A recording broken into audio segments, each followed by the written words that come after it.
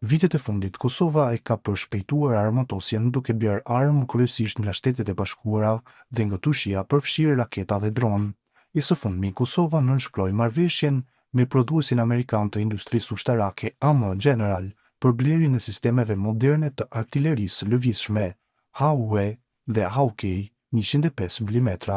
Këtë e bëri të ditur ministri i mbrojtjes e Jugmaqedonsi përmes një shkrimi në Facebook. Maqedonci theksoi se me këtë blerje ushtria jon po kalon në një fazë tjetër zhvillimi atë të rritjes së fuqisë së zjarrit,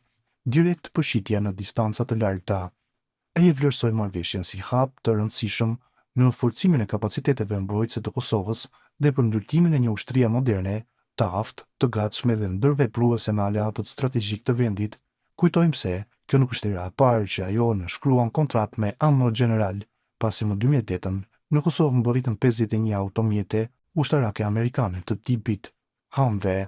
kurse prodhuesi amerikan tha një njoftim në websajtin e vet se Kosova pritet të pranojë sistemet e para brenda 2 vjetëve të ardhshme. Përveç sistemeve të artillerisë lëvizëse, Forca Sigurisë e Kosovës do të pajiset gjithashtu me ambulanca, kamion komandimi dhe kontrolli si dhe kamion të tjerë mbështetës, të cilët mundësojnë funksionimin e një baterie të plot artillerie dhe vendosjen e kapaciteteve të qitjes indirekte. Sipas kontratës 3 vjeçare,